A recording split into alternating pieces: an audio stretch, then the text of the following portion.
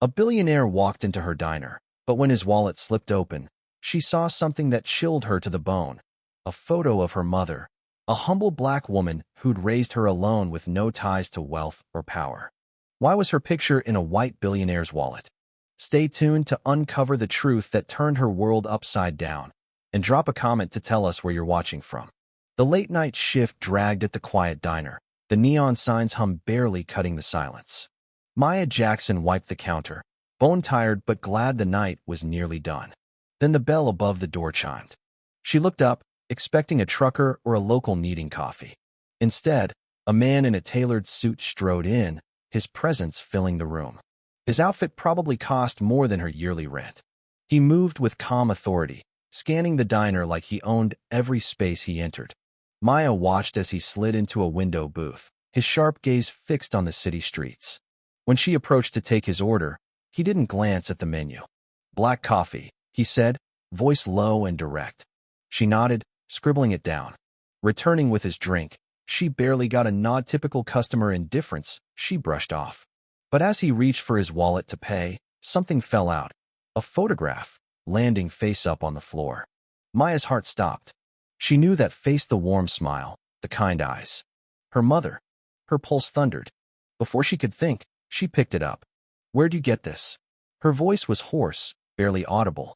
The man's head snapped up, gray eyes locking onto hers, seeing her for the first time. Maya turned the photo toward him, gripping it. "Why do you have a picture of my mother?" His face flickered just a moment, then went blank. Without a word, he reached for it, fingers brushing hers as he took it back. "You're mistaken," he said, tucking it into his wallet like it was nothing. Maya's stomach knotted. She knew what she'd seen. Her mother kept a near-identical photo in a keepsake box at home. She'd memorized every detail. "This isn't a mistake," she said, voice firm. "Why do you have it?" He exhaled sharply, adjusting his suit's cuff. "I don't owe you an explanation." Before she could react, he stood, dropped a crisp $100 bill on the counter, and headed for the door. Panic surged. He was leaving her only shot at answers slipping away. She darted from behind the counter, nearly toppling a tray. "Wait!" He didn't stop, striding toward a sleek black car, its driver opening the door. Maya's heart raced. "Please, just tell me how you knew her." He paused, hand on the door, and for a moment, she thought he might speak. Instead, he turned, gaze cold. "Forget this." He slid into the car, the door shut, and the engine roared off into the night. Maya stood on the sidewalk, breath uneven. A billionaire had walked into her life and left her with a puzzle she couldn't ignore. Who was he, and why did he have her mother's photo? She wasn't letting this go. That night, Maya didn't sleep. At her small kitchen table, laptop open, she hunted for clues about the man. No name, no card, just his face and dismissive tone. She searched wealthy CEOs, real estate moguls, power players. Dozens of names flooded her screen, none matching. Hours bled by, frustration mounting. Then, just as she nearly gave up, she found him. Edward Grayson, CEO of Grayson Global Ventures, a billionaire whose empire spanned luxury developments and high-stakes deals. She clicked his image, breath catching it was him. Articles piled up, but none linked him to her mother. No relationships, no family ties. Nothing. It hit her. He'd erased her. Maya's fists clenched. He'd walked into her diner with her mother's photo and acted like she was nothing. Like Lillian Jackson meant nothing. Rage simmered. She needed answers, and she knew where to start. The next morning, Maya took a bus downtown, heart pounding as she stepped off before a towering glass skyscraper, Grayson Global Ventures. It screamed wealth, but she wasn't fazed. She marched to the reception desk. "I need to see Edward Grayson," she said, voice steady. The receptionist barely looked up. "Do you have an appointment?"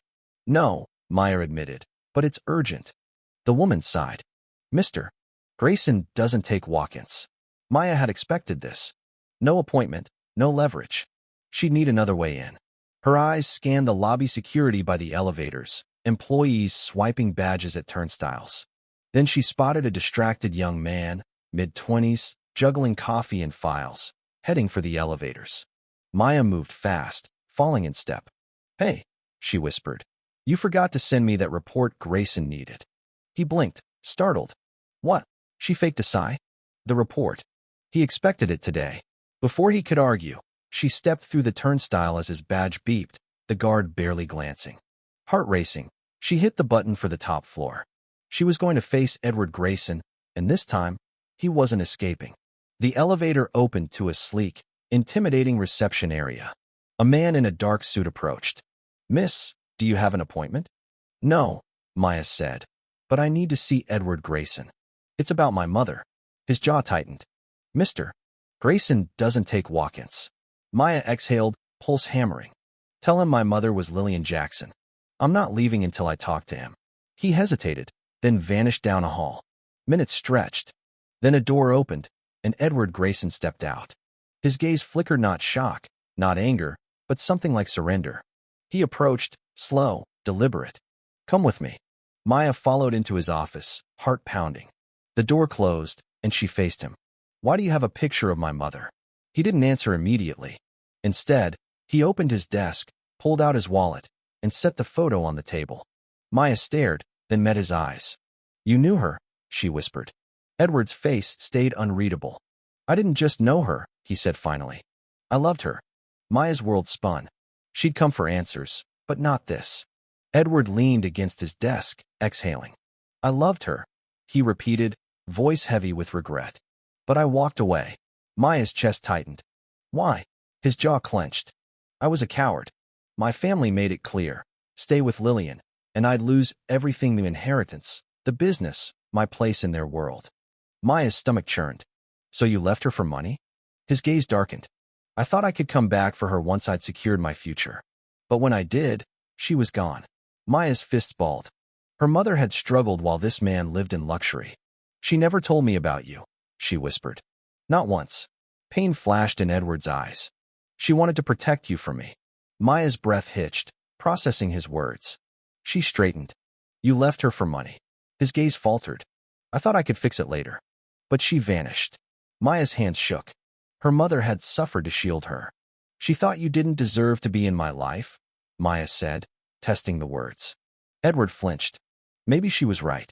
Silence suffocated the room. Maya saw his cracks: regret, sorrow, years of what-ifs. "I can't change the past," Edward said quietly. "But I can be here now."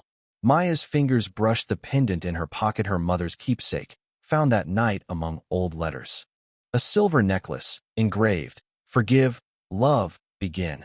On the back, a faded photo of a man. A note in her mother's hand. "This was your father's. I kept it for you. One day, you'll understand." Her hands had trembled, realizing Edward Grayson was her father. "I don't know if I can forgive you," Maya admitted. "Not yet." Edward nodded, solemn. "I understand." Maya's mind raced: danger, questions, uncertainty. But she wasn't walking away. Not yet. For the first time, she wanted to hear him out. The air felt fragile, a thread ready to snap. Maya reached into her pocket, pulled out the pendant, and clasped it around her neck. Her mother had left it for a reason, not just for Edward, but for Maya, to choose what her mother couldn't. Edward's eyes caught the necklace, his breath hitching. "She kept it," he murmured. "She never stopped thinking about me, did she?" Maya swallowed hard. "She never stopped protecting me." He nodded, understanding.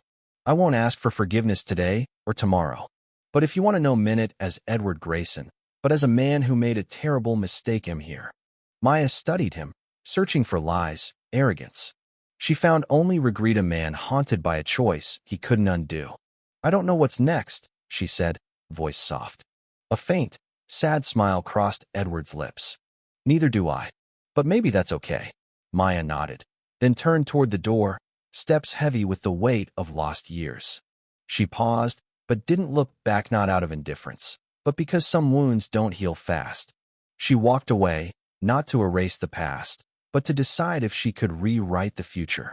She wasn't ready to call him her father, but she wasn't shutting the door. Maybe some stories can't be undone, but maybe, just maybe, they can be rebuilt together. Maya's journey shows the past doesn't have to define what's next. Sometimes healing isn't forgetting, it's choosing what comes after. What should Maya do? Open her life to Edward, giving him a chance to be the father she never knew? Or keep her distance and move on? Can love and regret mend deep scars, or are some too raw to heal? Share your thoughts below. What's the best ending for this story?